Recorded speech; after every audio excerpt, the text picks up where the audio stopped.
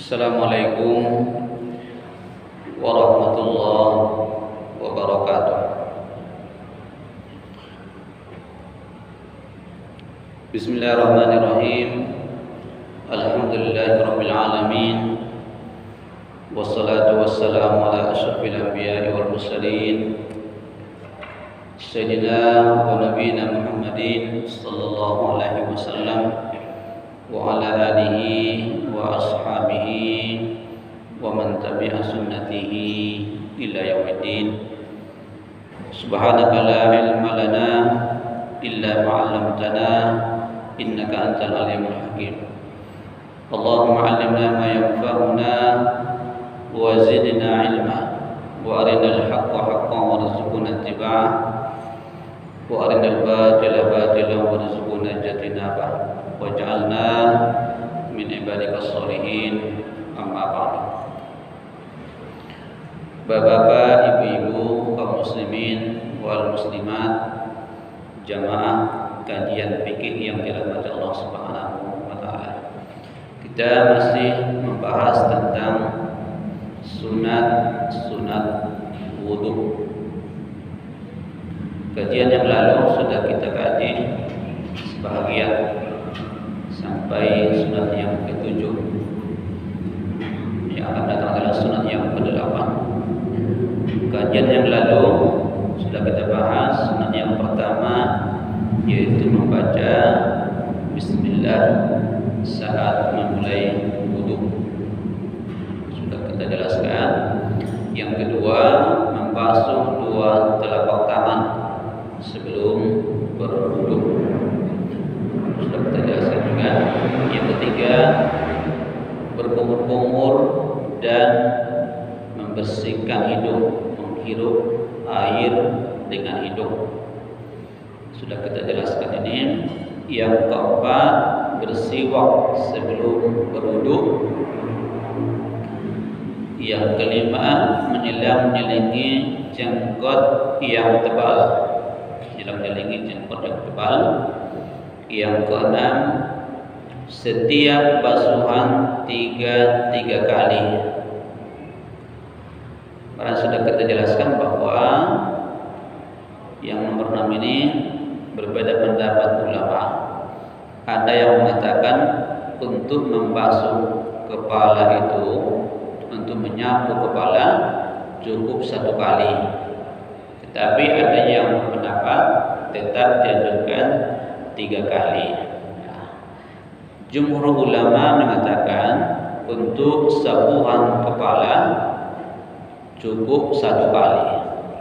Karena ada hadis Nabi, wa masaha bi ra'sihi marratan wahidatan. Nabi menyapu kepalanya 1 kali. Dari mazhab yang keempat, mazhab Syafi'i, tidak sependapat dengan imam yang 3. Imam Syafi'i mengatakan menyapu kepala itu tetap dianjurkan 3 kali. Karena ada hadis Nabi, as-salasu afdal. 3 kali itu lebih afdal. Yang ketujuh, isti'abu ular rasi bil masjid. Menyapu seluruh kepala. Jadi di kajian rukun wudu itu sudah kita bahas bahwa dalam menyapu kepala sudah sah kalau kita menyapu sebahagian kepala. Kalau kita menyapu sebahagian kepala sudah selesai kewajibannya, tetapi tidak mendapat sunatnya. Supaya dapat sunat dan wajibnya, maka dalam menyapu kepala hendaklah kita menyapu seluruh kepala. Menyapu seluruh kepala. Jadi dapat yang wajibnya, dapat juga yang sunatnya. Sudah kita jelaskan di kajian yang lalu bahwa cara menyapu seluruh kepala itu kita ambil air dengan tangan kita, kemudian baru kita gedikan, tarik ke belakang, tarik lagi ke depan, itu 1 kali. Lalu 3 kali ambil lagi air, tekunikan kepala kita, tarik ke belakang, tarik lagi ke depan sampai 3 kali. Kalau kita mengamalkan, iya 3 kali. Bapak Ibu yang dirahmati Allah Subhanahu wa taala. Yang nomor 8 ini kajian yang akan kita diskusikan pada malam ini.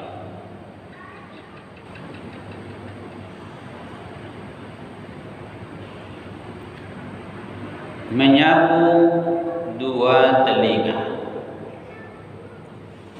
Jadi menyapu 2 telinga itu tidak wajib masuk kategori sunat.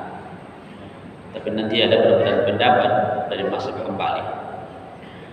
Menyapu 2 telinga, hadisnya adalah annahu dari Abdullah bin Zaid, annahu ra'a Rasulullah sallallahu yatawadda fa akhadha li uzunayhi ma'an khilafal ma'al ladzi akhadahu li ra'sihi. Abdullah bin Zaid mengatakan bahwasanya dia melihat Rasulullah SAW berwudu, lalu Nabi mengambil air untuk menyapu telinganya, berbeda dengan air yang dibuat untuk menyapu kepalanya. Artinya air untuk menyapu kepala lain, air untuk menyapu telinga juga lain. Ini yang diceritakan oleh Abdullah bin Zaid ini. Setelah kita menyapu kepala, baru menyapu telinga. Imam Hambali atau mazhab Hambali mengatakan bahwa menyapu telinga itu wajib. Menyapu telinga itu wajib. Mazhab yang 3, Hanafi, Imam Malik dan Imam Syafi'i mengatakan menyapu telinga itu hukumnya sunat. Tidak masuk dia rukun wudu, tapi masuk yang sunat-sunat wudu. Hanya mazhab Hambali yang mengatakan bahwa menyapu telinga itu wajib. Wa qala al-Hanabalah yajibu masul uzunain li'anna al-uzunain min ar-ra'si. Menyapu telinga hukumnya wajib karena telinga termasuk bagian dari kepala. Kenapa mazhab Hambali mewajibkan membasuh telinga? Karena mazhab Hambali mengatakan bahwa telinga itu masuk daripada kepala. Sementara menyapu kepala hukumnya wajib. Itu dia perbedaan pendapatnya. Mazhab yang 3 itu Hanafi, Maliki dan Syafi'i menganggap bahwa telinga anggota sendiri, bukan masuk kategori kepala. Tapi mazhab Hambali memasukkan telinga itu kategori kepala.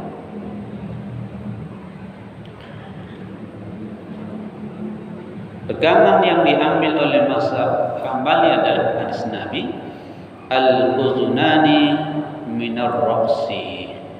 2 telinga merupakan bagian dari kepala. Oleh sebab itu dalam mazhab Hambali mengatakan wajib menyapu 2 telinga. Di ayat yang sudah kita kaji di rukun wudu itu tidak disebutkan. Ayat itu hanya menyebutkan membasuh muka, kemudian 2 tangan sampai siku, menyapu kepala dan membasuh kaki sampai 2 matahari kaki. Tidak disebutkan di ayat Al-Maidah ayat 5 itu tentang menyapu telinga merupakan rukun. Tetapi mazhab Hambali mengambilnya dari hadis ini, masukkan telinga masuk kategori yang wajib di dalam berwudu. Yang ke-9, memulai dari kanan. Bagi anggota yang ada kanan ada kiri, maka dianjurkan memulai dari kanan. Dalilnya adalah hadis Aisyah, qalat kana Rasulullah sallallahu alaihi wasallam yuhibbu tayamun fi tanammulihi wa tarajjulihi wa tahurihi fi sya'nihi kullihi. Adalah Nabi sallallahu alaihi wasallam senang mengkanani di dalam memakai sandal, dalam memakai celana, dan juga dalam bersuci, dan pada semua keadaannya. Nabi itu suka menganani, ya, bukan hanya makan dengan tangan kanan saja, tapi juga dalam memakai sandal beliau memakai dengan kaki kanan. Memakai celana beliau dahulukan kaki yang kanan. Bersuci juga membasuh yang sebelah kanan dulu, baru yang sebelah kiri. Dan dalam semua keadaannya. Kalau Nabi lagi duduk-duduk atau diundang di hajatan para sahabat, lalu ada makanan, kalau Nabi ingin hendak menawarkan makanan itu, ada buah umpamanya, Nabi selalu menawarkan ke yang sebelah kanan dulu. Nah, silakan. Ya, kalau ada kurma gitu ya, ini kurma, gitu. Senang beliau itu menganani, mendahulukan yang sebelah kanan. Tetapi ini tidak berlaku yang suka mengkanan ini pada tetangga. Tetangga ada khusus hadisnya. Aisyah bertanya, Rasulullah, saya punya tetangga beberapa orang, kanan kiri, muka belakang. Manakah yang saya dahulukan di antara mereka? Rasulullah SAW katakan, dahulukanlah yang berhadapan dengan rumah. Nah, yang berhadapan dengan rumah kita. Berarti kita dahulukan yang di depan. Karena barangkali kalau yang di depan, dia langsung melihat gerak-gerik kita. Kalau kita lagi bakar sate, langsung kelihatan dari depan, gitu kan? Kalau dari samping, dia kan belum tentu kelihatan dari samping. Karena Nabi mengatakan, dahulukan yang berhadapan dengan rumahmu, kata Nabi kepada sahabat yang bertanya. Nah, di dalam berwudu ini sunat hukumnya memulai dari sebelah kanan. Di waktu Nabi hidup, ada seorang sahabat yang makan dan minum pakai tangan kiri. Sahabat menegur, dan Nabi menegur, wahai fulan, janganlah makan dan minum memakai tangan kiri. Dengan mungkin ada rasa sombong, sahabat itu menjawab, saya tidak bisa makan pakai tangan kanan. Mungkin ada rasa sombong, dia mengatakan itu. Nah, saya tidak bisa makan pakai tangan kanan, katanya. Artinya kan dia melawan Nabi itu ya. Nabi melarang jangan makan pakai tangan yang kiri. Dia jawab spontan, saya tidak bisa makan pakai tangan kanan. Niat dia, wallahu alam apa niat dia itu kan? Apa karena sombong? Apa karena melecehkan ajaran agama, ajaran Islam? Akhirnya sahabat yang mengatakan itu, dia tidak bisa mengangkat tangan-tangannya untuk selamanya. Lumpuh jadinya tangan kanannya. Barangkali niatnya tadi itu, ya, ada niatnya sombong atau melecehkan ajaran Islam. Dalam di masyarakat kita kadang-kadang kan masih disepelekan ini ya, yang minum pakai tangan kanan, makan pakai tangan kanan masih sangat disepelekan. Kalau ada acara-acara rame-rame makan-makan, kita lihat masih ada yang ya minum pakai tangan kiri. Nah, kalau makan mungkin agak jarang, kalau makanannya nasi gitu ya. Tapi kalau makanannya buah, nah, bisa pakai tangan kiri. memulai dari sebelah kanan. Yang ke-10, dari sunat berwudu itu dimulai dari ujung jari dan permukaan wajah. Saat kita membasuh tangan, dimulai dari ujung jari, dari sini dia. Ini dalilnya firman Allah Subhanahu wa taala, "Famsahu biwujuhikum wa aydiyakum ilal marafiqi." Basuhlah tanganmu sampai siku. Basuhlah tangan sampai siku. Jadi berakhirnya siku. Berakhirnya ke siku. Dimulai dari ujung jari berakhir ke siku. Sunat hukumnya. Begitu juga saat kita membasuh muka, dianjurkan air itu jatuh di permukaan wajah, di sini, di atas dulu, sini, permukaan. Yang ke-11, menggosok anggota yang dibasuh dengan tangan. Nah, saat kita membahas rukun wudu, ini juga muncul bahwa menggosok anggota badan yang dibasuh ini sunat menurut jumhur ulama, wajib menurut mazhab Maliki. Mazhab Maliki. Mazhab Maliki mengatakan menggosok anggota badan yang dibasuh dengan tangan itu hukumnya wajib. Jadi menggosok ini saat kita membasuh tangan ini, ada kita hidupkan ledeng, kita basahi, kita gosok. Tidak cukup kita gini-ginikan ke ledeng itu dalam mazhab Maliki. Karena mazhab Maliki memahami, mendefinisikan membasuh itu mesti pakai alat. Jadi alatnya tangan kita. Ada air, ada tangan kita gosok kayak gini. Begitu juga bukan kita gosok. Begitu juga pada saat membasuh tangan.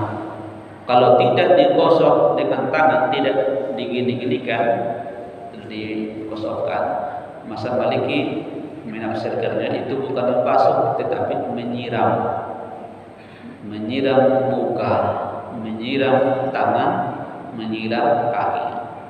Yang disuruh itu katanya adalah membasuh, sama dengan kita membasuh kain. Beda kalau disiram aja. Biasa kalau dicuci dikucak-kucak dulu supaya bersih. Nah, disitulah muncul pendapat itu bahwa mazhab Maliki mengatakan wajib hukumnya menggosok anggota yang dibasuh dengan tangan. Mazhab yang tiga, mazhab Hanafi, mazhab Syafi'i dan Hambali mengatakan sunat.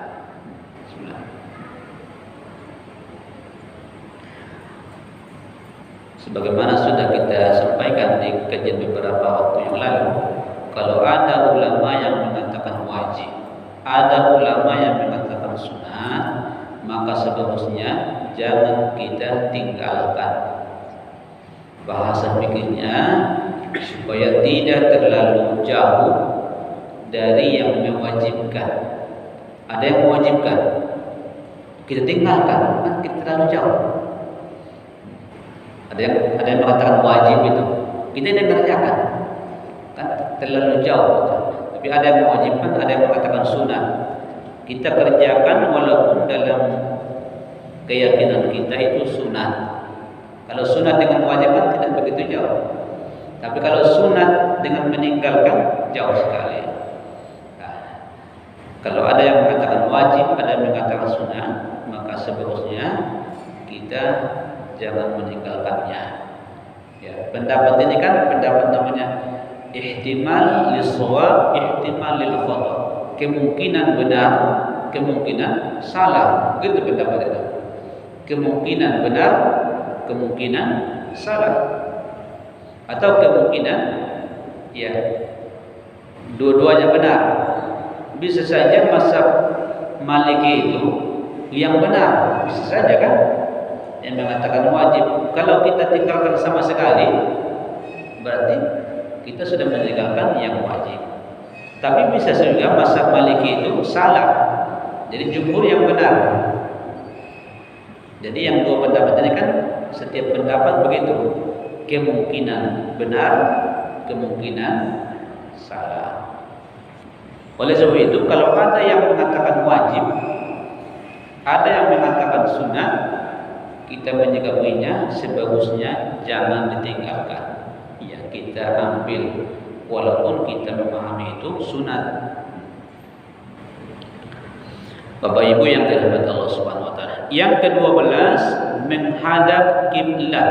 Nah, sunatnya pada saat kita berwudu itu, karena wudu itu sudah masuk kategori ibadah dan arah yang paling mulia itu adalah arah kiblat, kita dianjurkan menghadap kiblat. Dianjurkan pada saat berwudu itu menghadap kiblat.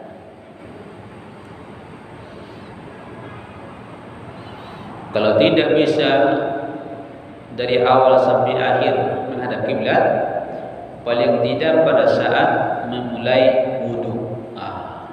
Pada saat memulai wudu, karena tempat wudu itu kan tidak semuanya menghadap kiblat. Ada kadang-kadang tempat wudu itu karena dia menyesuaikan dengan kondisi bangunan tidak menghadap kiblat kan? Karena kita tidak bisa dari awal sampai akhir menghadap kiblat, paling tidak pada saat memulai berwudu itu menghadap kiblat. Ya Allah, sebenarnya saya ingin menghadap kiblat, tapi tempat wudu ini tidak menghadap kiblat. Kira-kira begitu kita.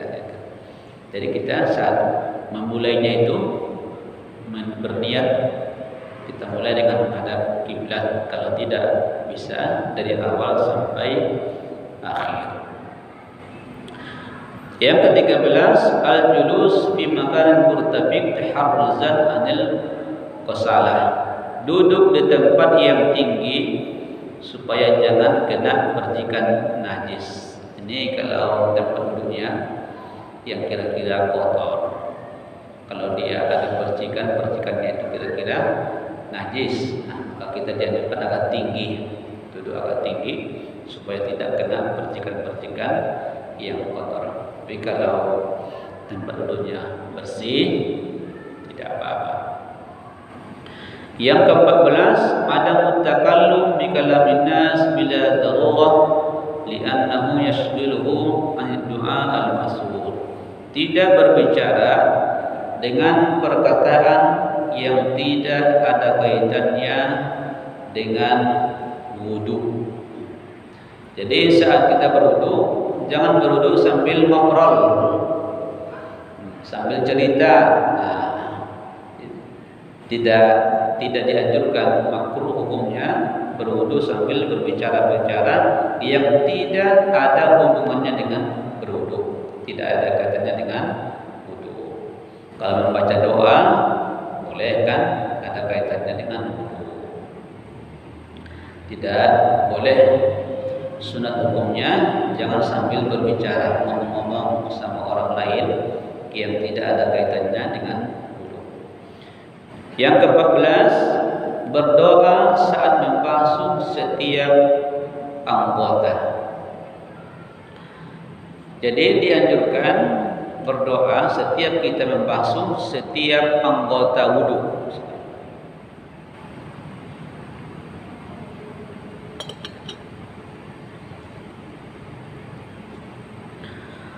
Dimulai dari pada saat kita membasuh kedua tangan, doa ketika membasuh kedua telapak tangan.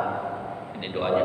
Allahumma fas yadayya min ma'asika kulliha. Ya Allah, peliharalah dua tanganku dari berbuat maksiat kepada. Saat kita membasuh kedua tangan, itu yang kita baca doanya dalam hati kita. Ya Allah, peliharalah kedua tanganku dari melakukan maksiat kepadamu. Nah, doa ketika berkumur-kumur. Saat kita berkumur-kumur, ini yang kita lintaskan dalam hati kita doanya. Allahumma a'inni ala tilawatil Quran wa zikrika wa syukrika husni ibadatik. Ya Allah, bantulah aku untuk selalu membaca Al-Quran dan berzikir serta bersyukur padamu. Ini yang kita baca saat ini, yang kita lintaskan dalam hati saat kita berkumur-kumur. Doa ketiga, membersihkan hidung, menghirup air dengan hidung. Ini yang kita baca doanya. Bismillah, Allahumma arihni raihatal jannah wa la tarihni raihatan nar. Dengan nama Allah, ya Allah, berilah aku bisa mencium harumnya surga dan jauhkan aku dari bau api neraka. Ini yang kita lintaskan saat menghirup air dengan hidung. Doa ketiga, membasuh muka. Ini yang kita baca dalam hati kita. Allahumma bayyid wajhi yawma tabayyaddu wujuh wa taswaddu wujuh. Ya Allah, putihkanlah wajahku pada hari Engkau putihkan wajah orang-orang yang beriman dan Engkau hitamkan muka orang-orang yang kafir. Ini yang kita baca, kita lintaskan dalam hati saat kita membasuh muka. Doa ketika membasuh tangan kanan. Saat membasuh tangan kanan, ini yang doanya. Allahumma a'tini kitabi biyamini wa hasibni hisaba yasira. Ya Allah, berilah kitab amalku dari sebelah kanan dan hisablah aku dengan penghisaban yang ringan. Jadi bagus semua doa kita. Ini yang kita lintaskan dalam hati sehingga wudhu kita tidak kosong. Ada setiap kita baca muka itu, ada yang kita lintaskan dalam hati kita, ada doanya. Doa ketika membasuh tangan kiri. Allahumma la tuqtini kitabi bisyimali wala min wara'i dhahri. Ya Allah, janganlah Engkau berikan kitab amalku dari sebelah kiri dan jangan pula dari belakang. Jangan dari sebelah kiri dan jangan dari belakang. Doa ketiga menyapu kepala. Ini yang kita baca doanya. Allahumma harrim sya'ri wa bashari 'alan nar. Ya Allah, haramkanlah rambutku, kulitku dari api neraka. Ya Allah, haramkanlah rambutku, kulitku dari api neraka. Doa ketiga menyapu telinga.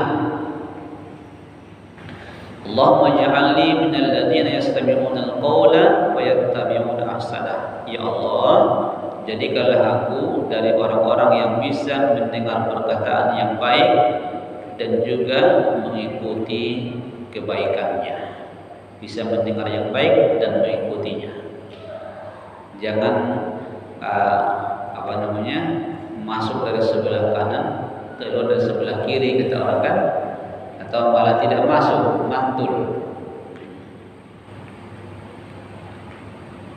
Ya Allah, jadikanlah telingaku ini telinga yang bisa mendengar perkataan yang baik dan mengikuti kebaikannya. Ini doa ketika menyapu telinga. Doa ketiga membasuh dua kaki.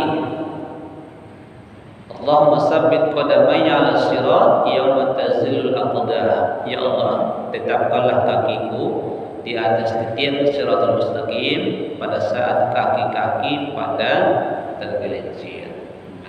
Inilah doa-doa yang kita baca pada saat membasuh anggota wudu. Ini nanti kan insyaallah saya print outkan, diprintkan supaya bisa kita copy dan bisa kita baca-baca.